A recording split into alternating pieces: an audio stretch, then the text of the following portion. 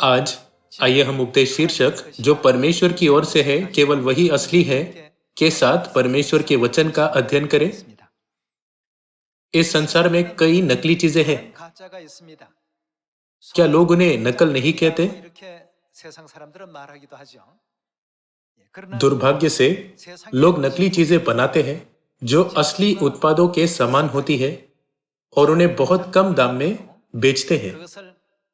इसलिए बहुत से लोग नकली वस्तुओं के मूल्य और रूप को लेकर भ्रमित हो जाते हैं।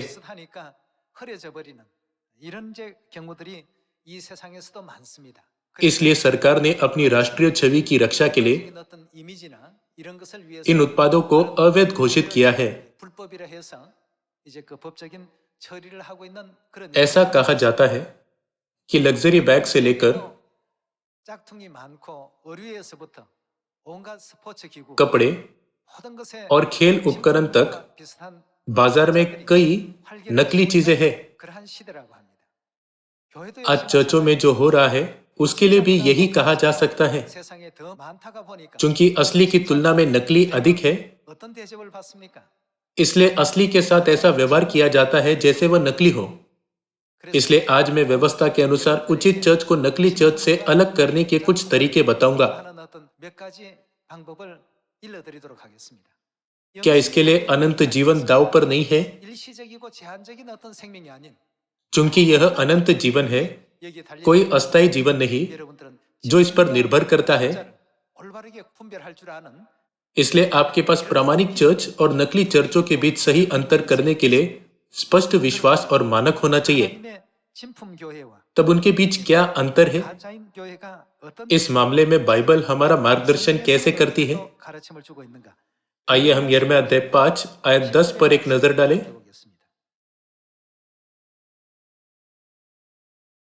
यिर्मयाह अध्याय 5 आयत 10, शहरपना पर चढ़ के उसका नाश तो करो, तो भी उसका अंत मत कर डालो।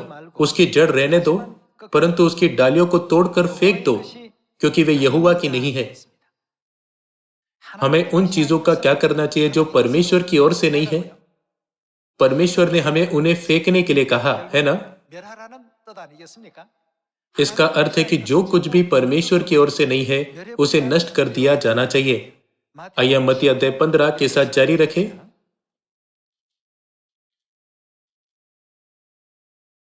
आइए अध्याय 15 आयत 13 देखें। उसने उत्तर दिया, हर पौधा जो मेरे स्वर्गीय पिता ने नहीं लगाया, वह क्या किया जाए?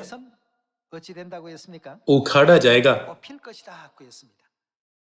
बाइबल हमें सिखाती है कि जो कुछ भी परमेश्वर की ओर से नहीं है वह नष्ट हो जाएगा। आइए हम प्रेरितों के काम अध्याय 5 के साथ जारी रखें।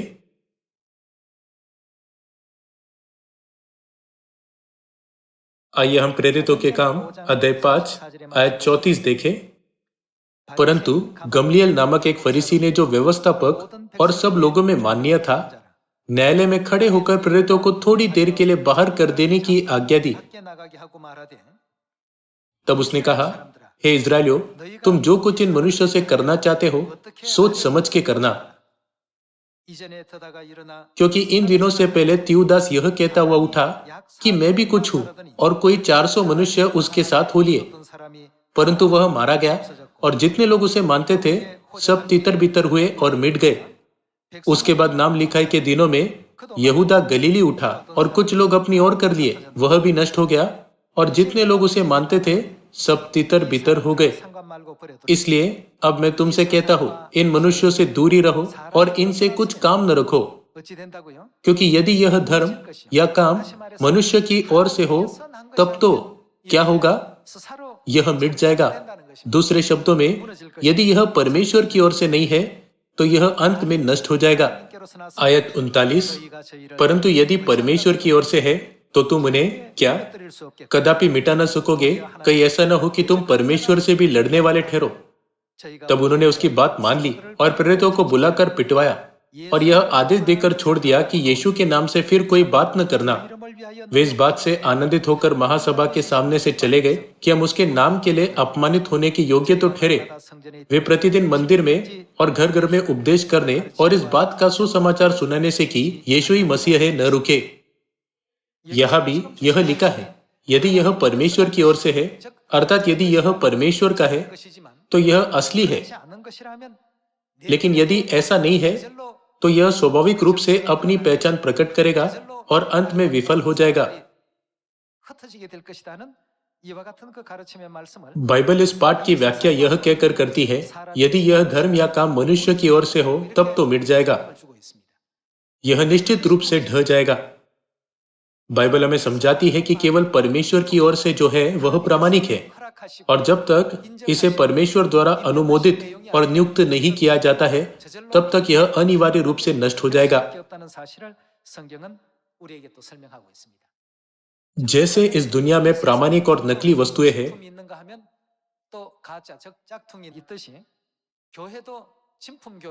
वैसे ही प्रामाणिक और नकली चर्च भी है। तब हमें उनके बीच अंतर कैसे करना चाहिए? सबसे पहले चर्च का नाम जो परमेश्वर से उत्पन्न होता है सटीक होना चाहिए। इसका क्या नाम होना चाहिए? आइए बाइबल से प्रमाण देखने के लिए पहला कुरिन्थियों अध्याय 1 खोले। आइए पहला कुरिन्थियों अध्याय 1 आयत 1 पर जाकर देखें कि परमेश्वर ने किस चर्च को प्रामाणिक चर्च घोषित किया है। पौलुस की ओर से जो परमेश्वर की इच्छा से यीशु मसीह का प्रेरित होने के लिए बुलाया गया, और भाई सोस्थिनेस की ओर से क्या परमेश्वर की उस कलीसिया के नाम जो कुरिन्थुस में है। पांग्यो में परमेश्वर की कलीसिया, सियोल में परमेश्वर की कलीसिया, न्यूयॉर्क में परमेश्वर की कलीसिया, लॉस एंजलिस में परमेश्वर की कलीसिया, पेरू में परमेश्वर की कलीसिया, गाना में परमेश्वर की कलीसिया, केप टाउन में परमेश्वर की कलीसिया, कुरिन्थ में परमेश्वर की कलीसिया। एकमात्र वास्तविक नाम चर्च ऑफ गॉड है। लेकिन कुछ लोग इस नाम को चुरा लेते हैं। फिर भी नाम चर्च ऑफ गॉड होना चाहिए। फिर संस्थापक कौन होना चाहिए? यदि संस्थापक एक पादरी या कोई व्यक्ति है, तो यह असली चर्च नहीं हो सकता। क्या ऐसा ही है? आइए हम प्रेरितों के काम अध्याय 20 आयत 28 देखें।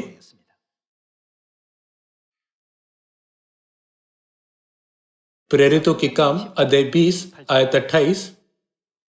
इसलिए अपनी और पूरे झुंड की चौकसी करो, जिसमें पवित्र आत्मा ने तुम्हें अध्यक्ष ठहराया है, कि तुम परमेश्वर की कलीसिया की रखवाली करो, जिसे उन्होंने अपने लहू से क्या किया है? उन्होंने इसे मोल लिया है। क्या इसका मतलब यह नहीं है कि परमेश्वर ने इसे स्थापित किया है? तुम परमेश्वर की कलीसिया की रखवाली करो। प्रेरितों के काम अध्याय 20 में परमेश्वर ने उन्हें इस चर्च की देखभाल करने की आज्ञा दी। परमेश्वर के द्वारा स्थापित चर्च ऑफ गॉड के संस्थापक परमेश्वर होने चाहिए। आइए हम इस मामले की अधिक विस्तार से जांच करें। आइए हम भजन संहिता अध्याय 102 आयत 16 देखें।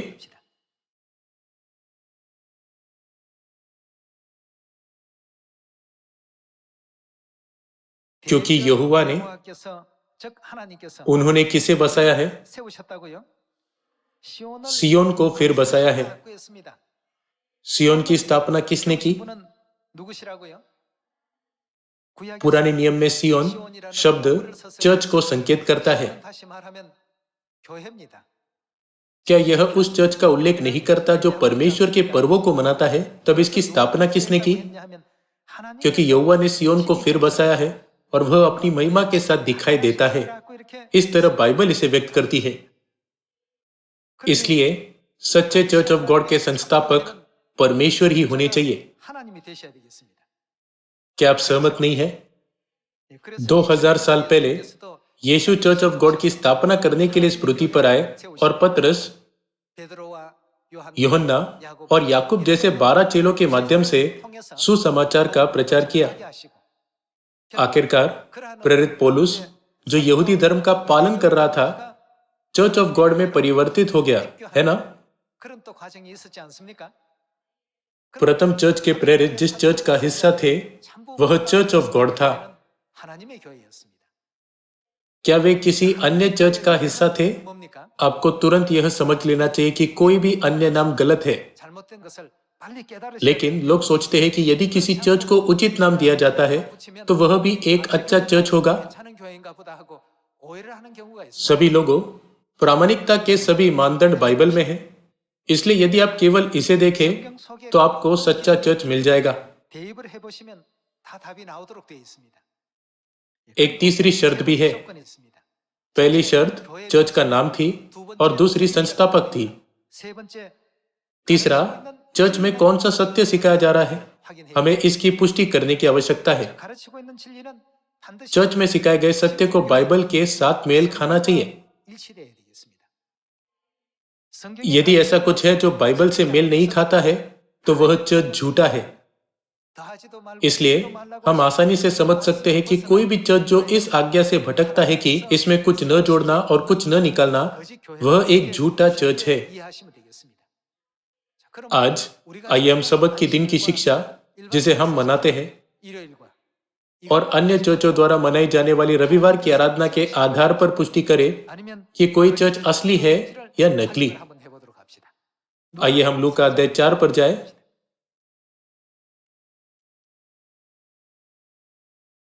लूका अध्याय 4 आयत 16।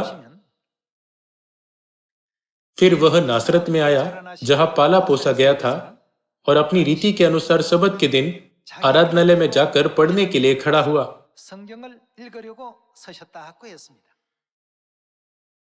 यशायाह अध्याय 9 में यीशु की गवाही किसके रूप में दी गई है?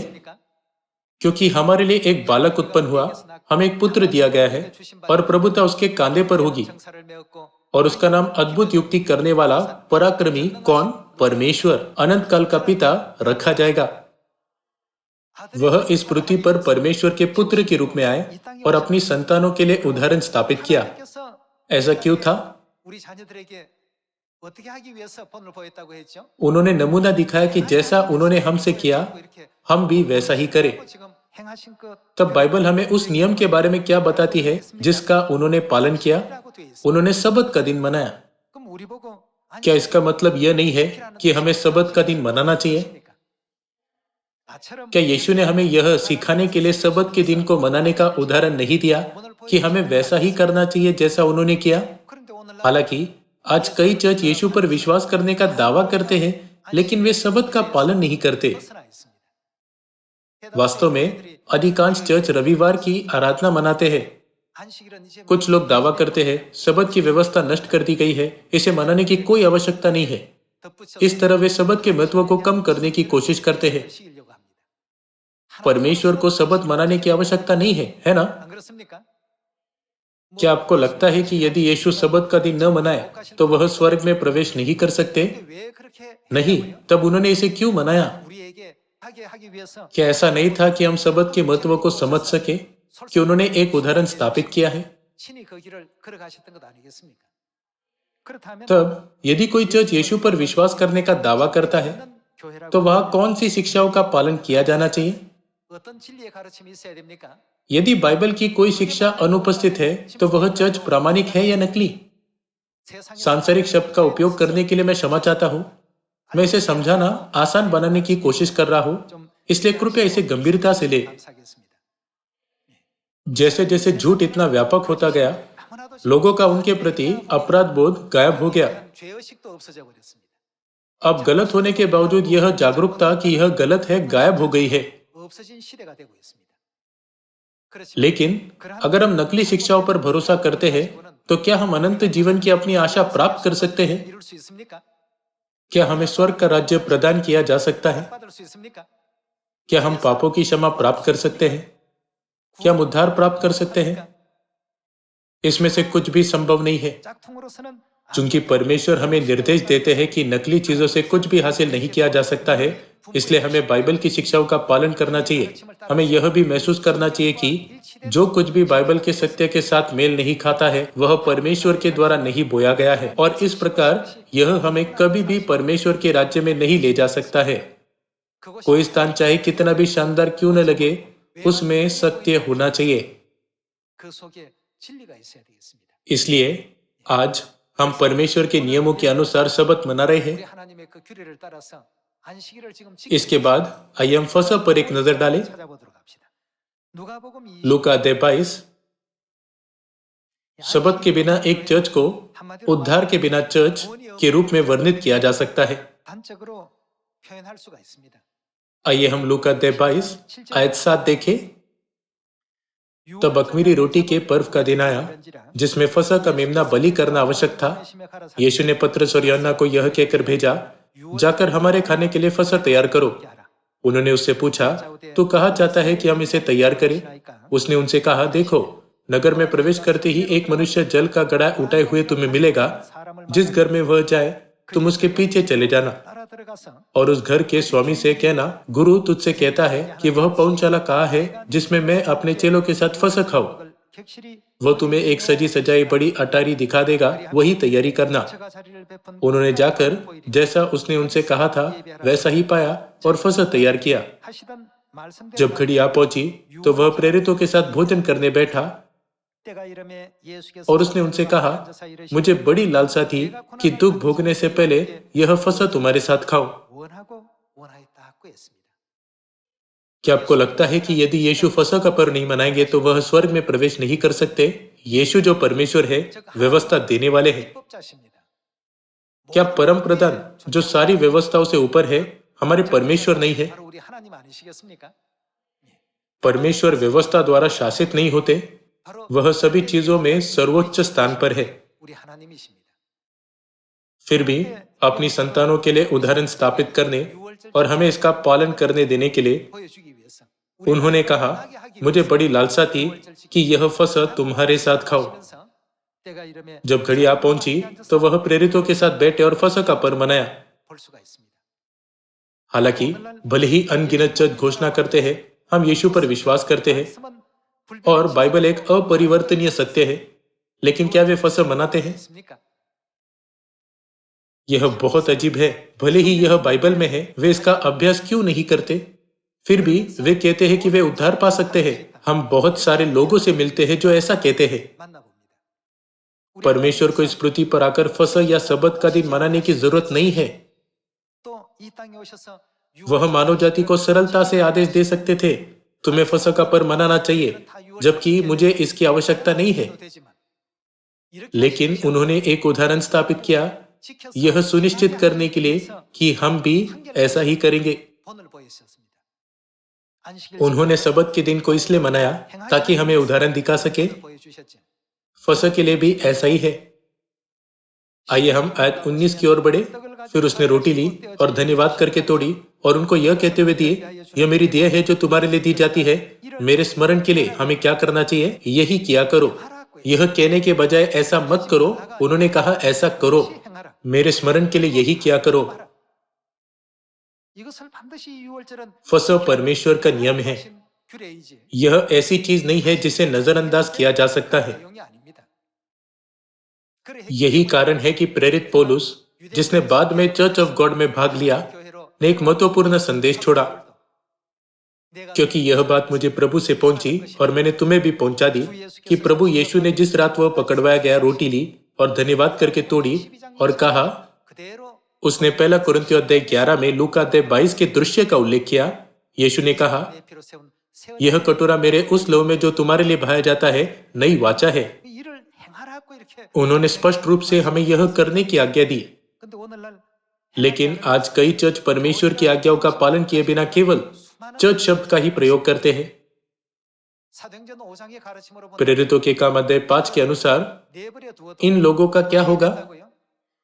जो पौधा उन्होंने नहीं लगाया उसके साथ क्या होगा? वह उखाड़ा जाएगा। वे विफल हो जाएंगे और नष्ट हो जाएंगे। लेकिन यदि उनका उद्देश्य परमेश्वर की ओर से है तो आप इन लोगों को कभी नहीं रोक पाएंगे। कोई भी ताकत इस जगह को नष्ट नहीं कर सकती। भाई और बहनों, इसकी पूरी समझ के साथ सच्चे चर्च की ओर हमारा मार्गदर्शन करने के लिए हमें स्वर्गीय पिता और माता को अनंत धन्यवाद और महिमा देनी चाहिए। हम सत्य की खोज में इस स्थान में आए हैं। तब लोग पूछते हैं, चर्च ऑफ गॉड यहोवा या यीशु के बजाय मसीह अनसंग के नाम से क्यों प्रार्थना करता है? सभी लोगों, क्या प्रार्थना करने के बारे में बाइबल की कोई शिक्षा है? हाँ, यह है। बाइबल क्या कहती है? यीशु का अन्य नाम क्या है? यह किस युग में प्रकट होता है? पवित्र आत्मा के युग में। पिता के युग में हमें यहोवा के नाम से प्रार्थना करनी चाहिए और बपतिस्मा लेना चाहिए। पुत्र के युग में हमें यीशु के नाम से यह करना चाहिए और पवित्र आत्मा के युग में यह नए नाम से किया जाना चाहिए। मत्ती अध्याय 28 हमें यह सिखाता है। यदि कोई ऐसा नहीं करता तो वह कौन है? मैं देख सकता हूँ कि वे नकली है। उस चर्च के लिए जो इस शिक्षा का पालन करता है, मैं देख सकता हूँ कि यह वह चर्च है जिसे परमेश्वर ने स्थापित किया है। हमें निश्चित रूप से इस मामले को समझना चाहिए। आइए यशायाह अध्याय 51 देखें।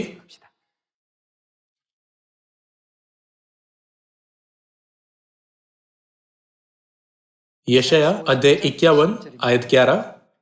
यहोवा के छुड़ाए हुए लोग लौटकर जय जयकार करते हुए कहा, सियोन में आएंगे।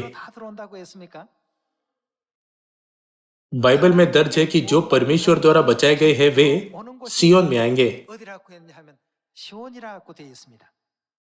और उनके सिरों पर अनंत आनंद गूंजता रहेगा।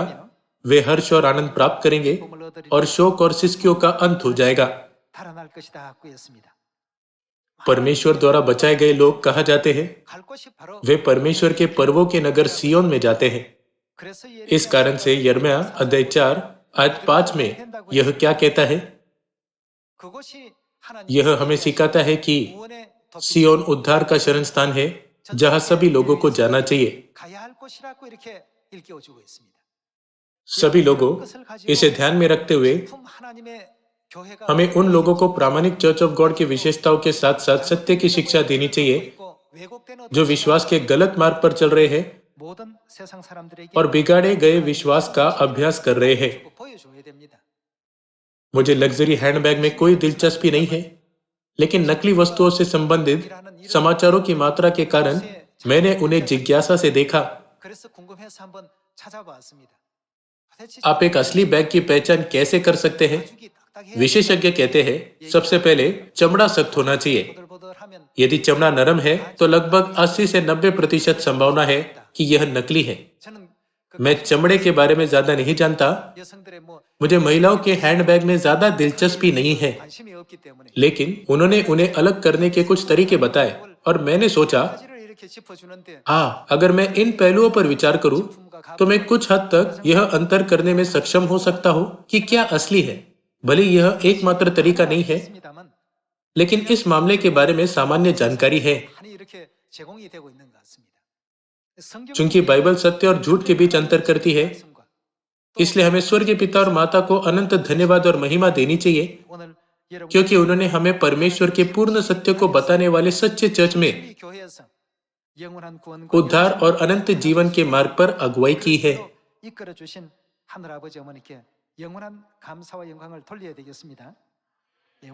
आइए यशायाह अध्याय 33 आयत 20 देखें।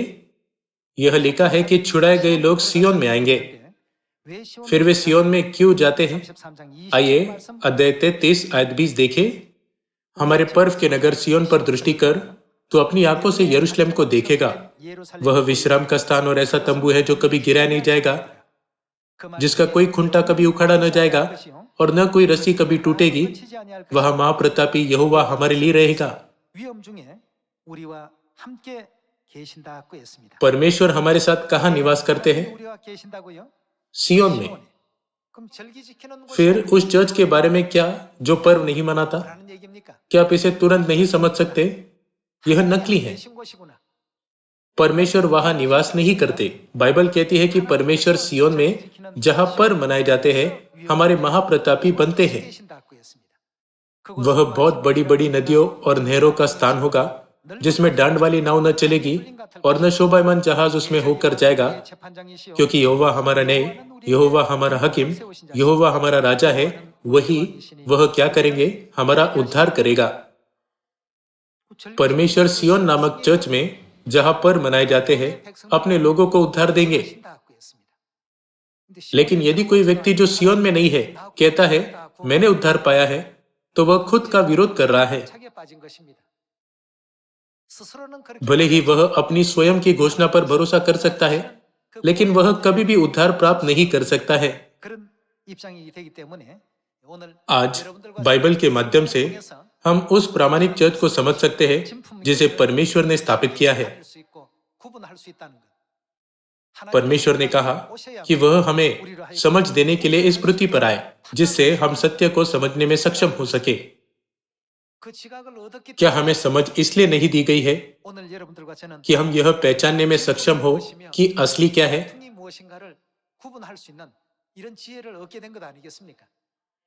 इस ज्ञान का अभ्यास करते हुए आइए हम उद्धार की दीवट को न बुझाएं,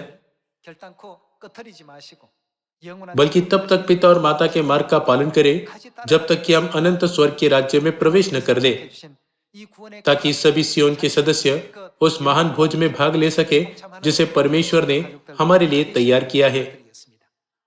क्या यिर्मयाह नबी ने यह नहीं लिखा कि हमारा उद्धार परमेश्वर से आता है?